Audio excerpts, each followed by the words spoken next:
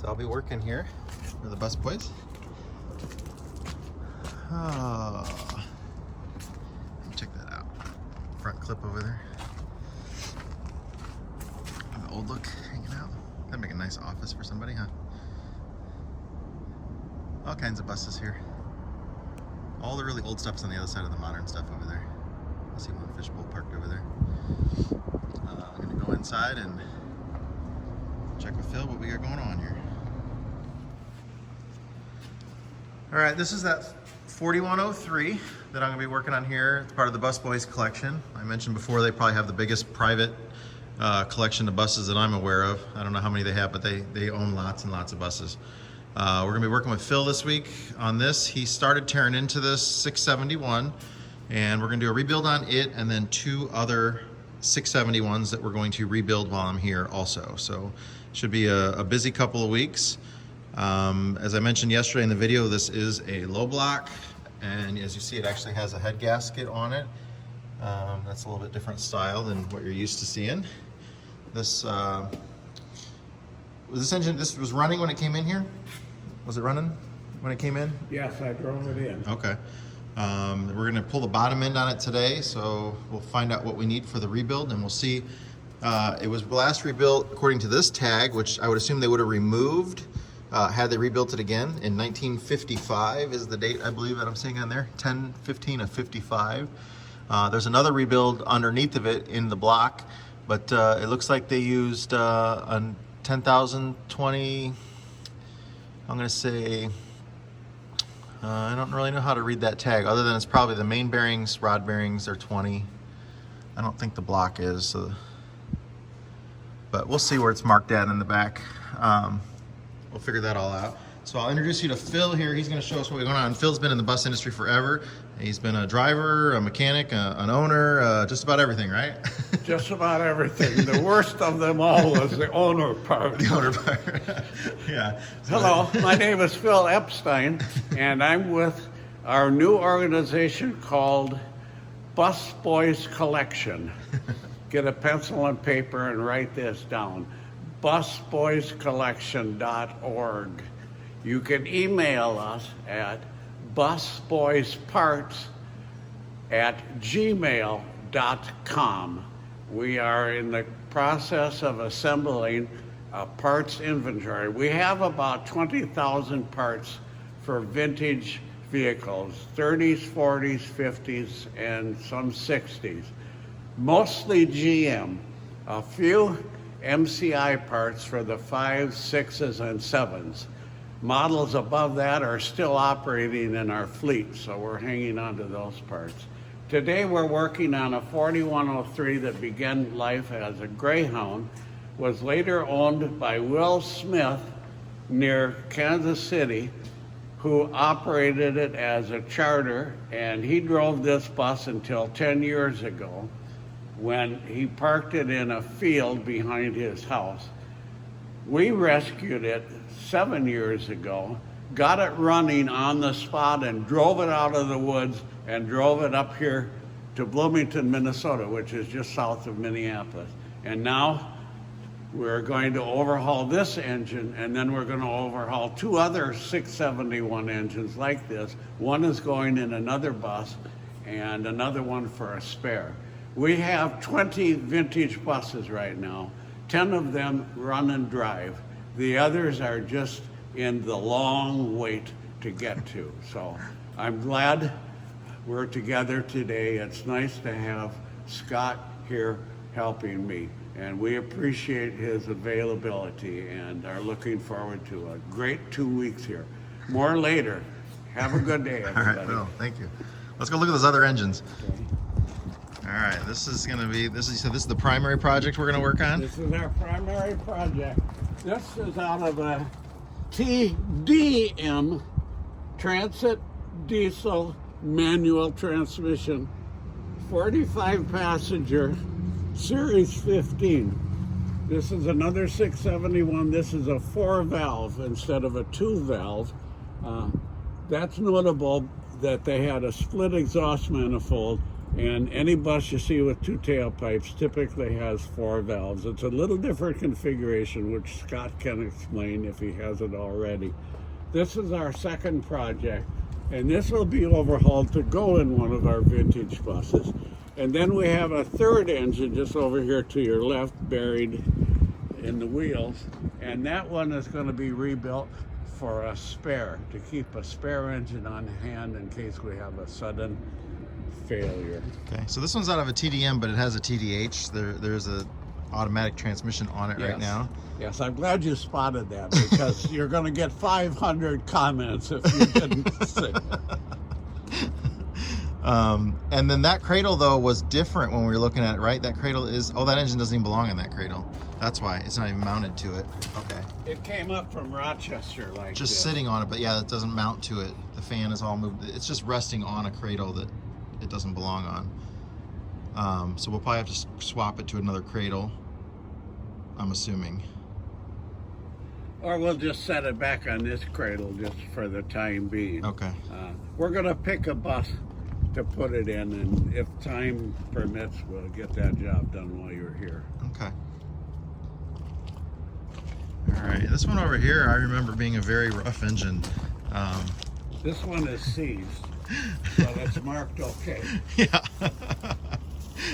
Well, somebody used a paint marker and didn't know what they were talking about. Yeah, that's gonna be a rough one, but it'll be fun. Well, you know, we have unseized an engine and put it in service, and I've done probably 3 gas engines in my 60 years at this, and have successfully broken them in, and they sealed up right and didn't burn oil. So. I know that when we removed the head off of that engine, we covered it in plastic outside 2 years ago, and I see the plastic is gone. Oh, well, you know how that goes.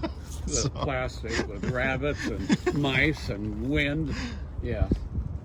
But we'll make it work. Oh, boy. You know, Scott, anything can be made to work. That is true. You know that. You've been around long enough. There's no such a thing as impossible. Anything can be made to work in 2 weeks. That's right. That's the challenge. Sometimes it's hard to get me to work in 2 weeks. So right now I'm parked right outside the shop. We're gonna see if we can maybe get our bus in there to live in there. That would be even nicer, but we'll see about that later.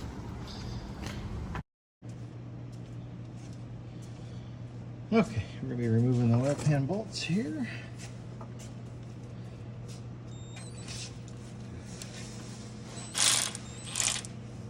I don't think this one's going to be in your way, is it? Nope, that'll be fine.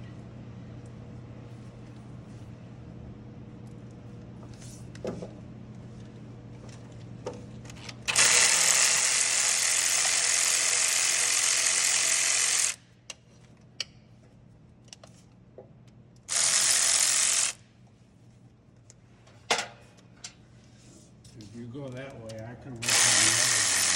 Okay.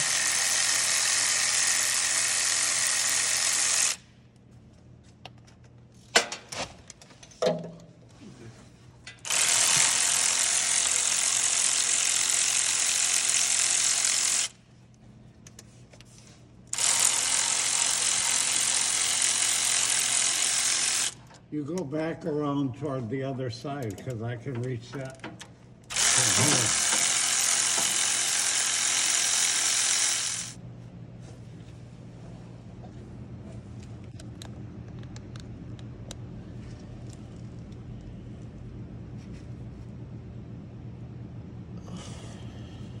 Okay.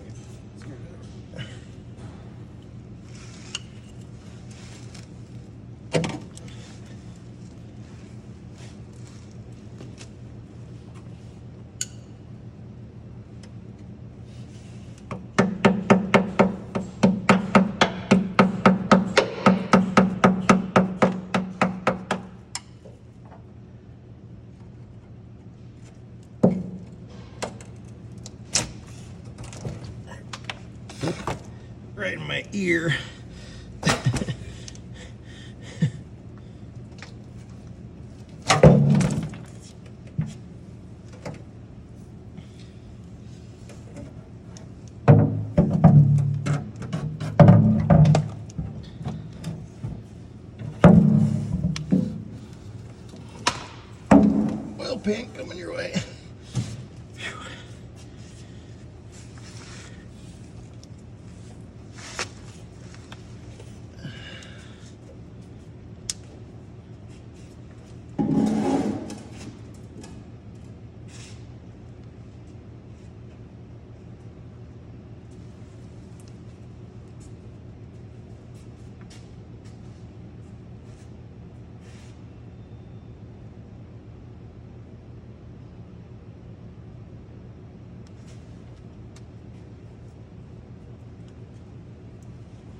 Any hunks of shit in that pan? Did you look? Didn't see anything in the pan. Good.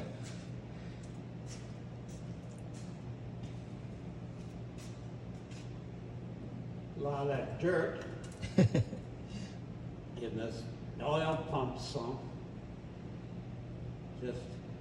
just outside, but, oh, here's something. Oh, here we go, here's that chunk of something. Yeah, let me see that.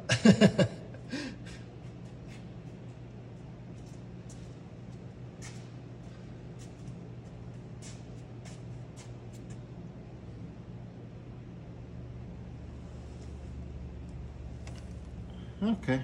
Looks like it's a piece of the oil pump casting Nope. where a bolt goes through. No. That's the air compressor drive. It's fiber. It's not metal. It's plastic. That's when the air compressor drive fails, the coupler gear for it. That's what that is. Stick it to a magnet. It's plastic. It is metal. Stick it to a magnet. Should you light a magnet? No, I don't think it is. How did you stick it? I didn't. You didn't? There's a magnet right here on it, actually. For Christ's sake. It's plastic. It feels hard like plastic. Yeah, it's metal. that's the air compressor coupler. That's common. It's made to get chewed up like that. Oh, it's part of the gear. I see what you mean. Yeah, that's the coupling drive gear for the air compressor. So if the air compressor fails, that drive unit shears off so that it doesn't cause a failure of, mechanical So failure. do you think that's current then in this air compressor, or will you? Probably really old. The generators now, the way that works is it strips the gear on the generator shaft. Yeah. That's the weaker. They're easy to change. But the generator's usually bad anyway because it's seized. Well, there's several of those pieces. Yep, it's a big thing. Okay.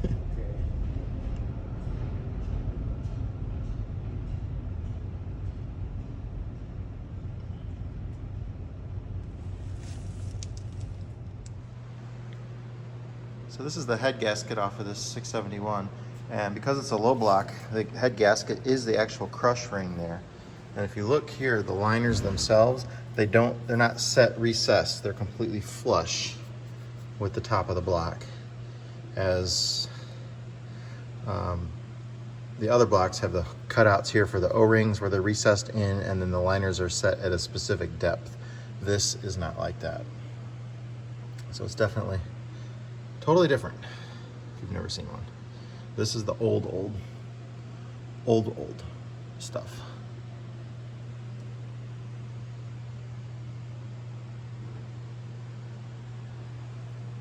I think we'll go ahead and, oh man, look inside of that liner. Whew. That's some gooked up stuff. So anyway, Well, we're going to try to pull a liner, but I'm going to drop a specific length piece of threaded rod I got cut in there, and then we'll use the piston to push the liner up. That's the easiest way to do it. We'll see how it goes here. Sure. We need to get access to the flywheel. They had a little plate covering it here. They'll just remove that. There we go. Now we can actually crank the flywheel over with a crowbar.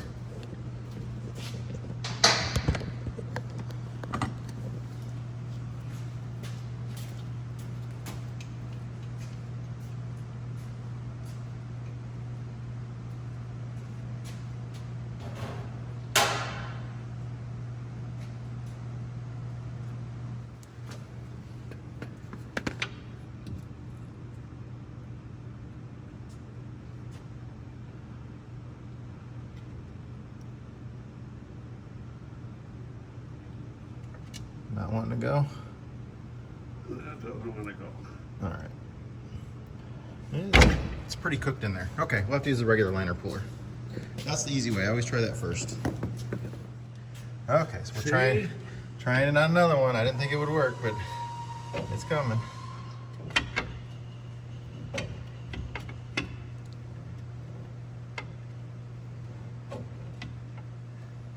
So the piston is driving it up by that stopping on top of the piston. Is it a lot harder or is it pretty easy? Nothing. Okay. So when it gets to the top, I can probably pull it out by hand. Otherwise, you can drop it back down. Is it easier to turn the fan for you? Okay. No, I can't reach in far enough.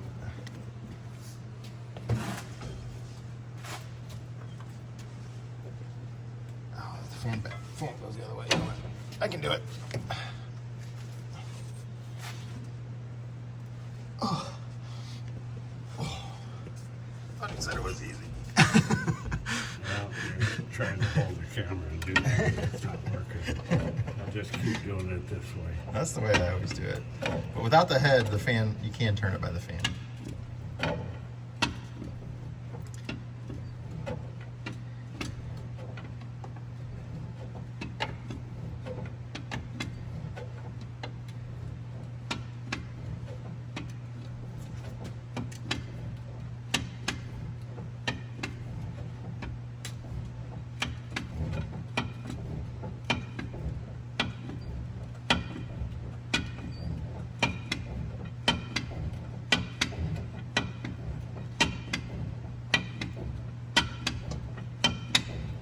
I think we're at the top.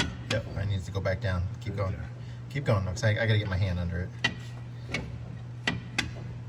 You want it? Okay, hang on. That's all right, I can pop it up. It's starting back down. Yep, but I'll get it with the, now that I got some clearance on there, I can do that.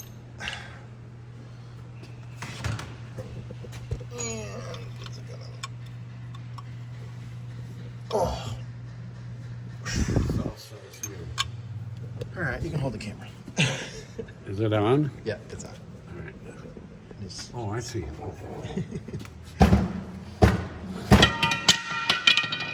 That's all right.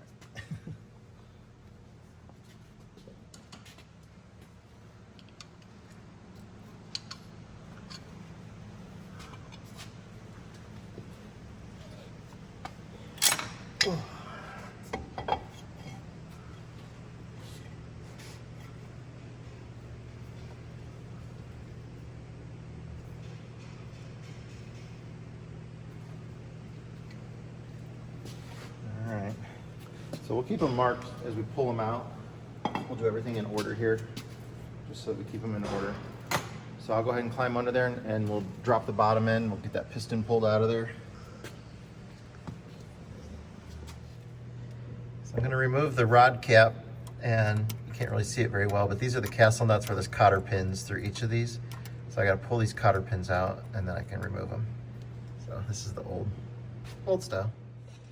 All right, remove the rod cap here now, and then we'll push that piston out.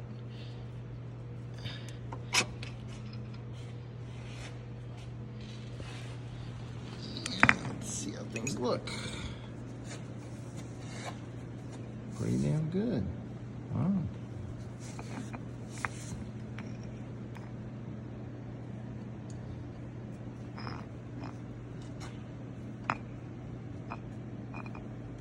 That's impressive.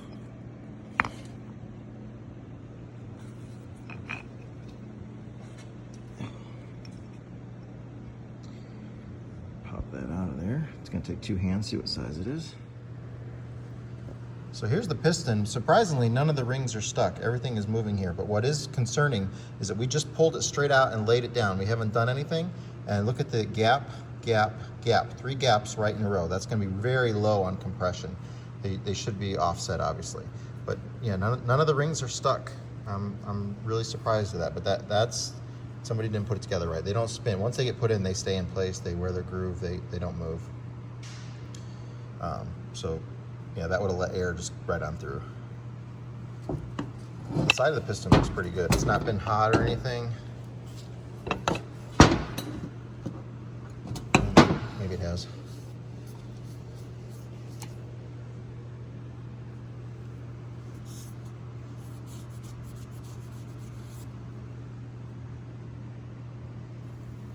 It's not too bad though. I've seen much worse. But the ring alignment there, we'll see how the other ones are. Somebody just got in a hurry and put it together, it looks like. There's another cylinder that would have been very hard to breathe. Plugged up.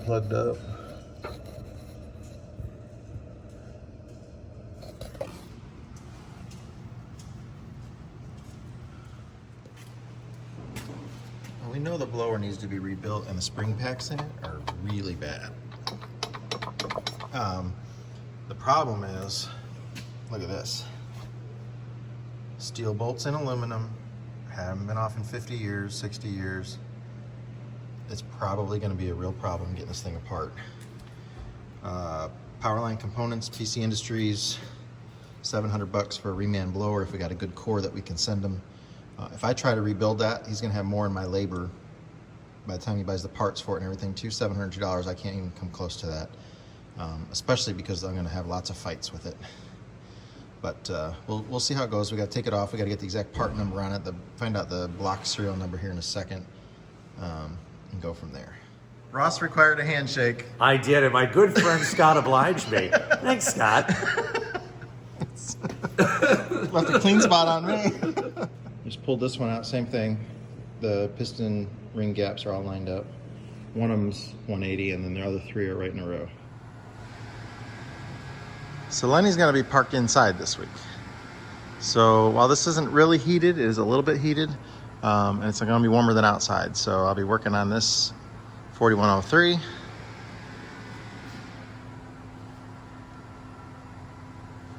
case you hadn't seen it yesterday. Yesterday's video, the last like 3 or 4 minutes of it shows it. But yeah, it's a nice, fully seated 4103. Retired Greyhound. It's a beauty. Full stock driver area and seated coach. My camera's a little dirty, as am I. Yeah, if I flip the camera around, you'd be like, holy shit. I've been on the bottom end of the motor today, so we're struggling getting this liner out. I've had very good success with this homemade liner puller, but it's so tight today that it's bending, and it's perfectly aligned at the bottom. All the rest of them except for this one came out with the pistons, was able to push them out. These two, the pistons wouldn't do it. So I'm out here in the yard. You're gonna get blinded by the sun because it's setting right there. But here's another 4103 that we're working on. There we go.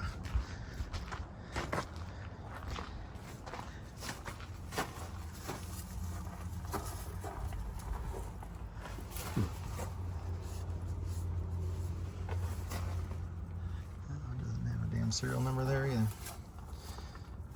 No, I never saw serial numbers except the serial numbers that came with the Transit. Yeah. That the serial of the bus serial number was on the engine. So that is the older style blower. Let's see.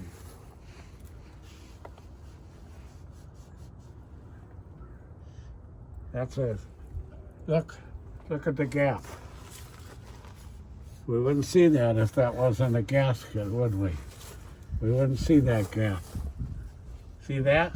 Yeah. See the space? You still see a space on the other ones. Mine, you see a space. What I want to see is that gasket coming out of there, but I don't think this is a low block.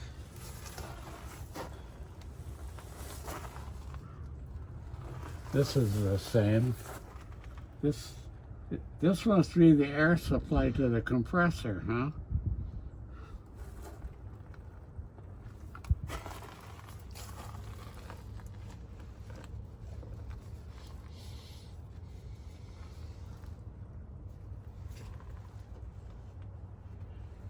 So instead of drawing air from up here, they're drawing it from the blower. The filtered air already coming through the blower, yeah.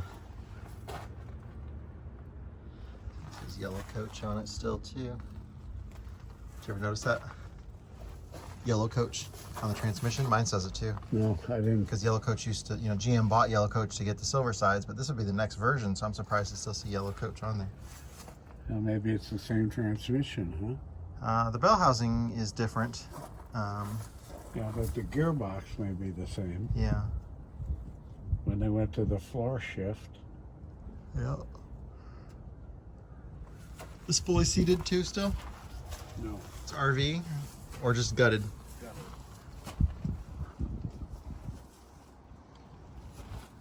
This is a pre-war here. right? I don't know. Yeah, it doesn't have the driver vent on it. Doesn't have the driver's what? The driver vent. Oh, and that door is stuck. The door seized on it, huh? Can you push it shut? Maybe we can push it. I don't want to break anything, but we can try. Look at the way it is. No, let's not do it.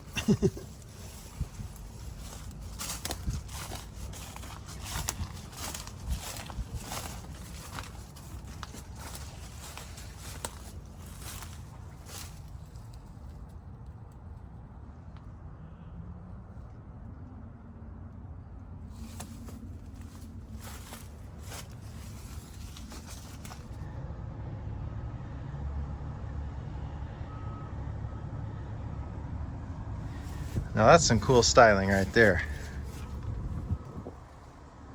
I think this is the Buick floor.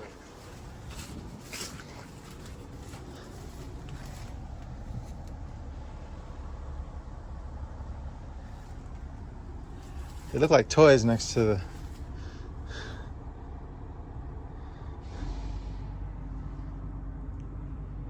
This one's fully seated? Yeah, this one's ready to go. Oh no, this is started. It's a half office. Yeah, I see that Greyhound in there. I can show you inside if you want. No, that's okay. I can see it here. You have to keep I just saw the first row of seats. I thought, oh, it's seated, but there's a couple seats in it. Yeah. I wanted this to be our remote operations center when we took trips. All right, that was a fun day. Working on the bottom end always is a big mess. I think we're gonna go ahead and rebuild that engine. The number 2 and number 3 do have some scores in it, so if we're just replacing 2, we might as well go ahead and do the whole thing at that point. We're gonna tear apart the other engines. I think it looks like we have 3 in total 671s that we're gonna be working on. There was another one in the bus that we just went and looked at. My face is ridiculous, sorry, but this is what you get. I'm gonna post a video. I don't know. It'll be a long day. Tomorrow's gonna be another big day. I shouldn't get nearly as dirty. I actually wore coveralls today. That's a big improvement. And then and boots. I wear boots too. Actual. Can't see them. Yeah, they're there. Boots. Work boots. Yeah. So and we're parked indoors, so we don't have to run as much heat and everything. Working in the cold is not gonna be nearly so bad.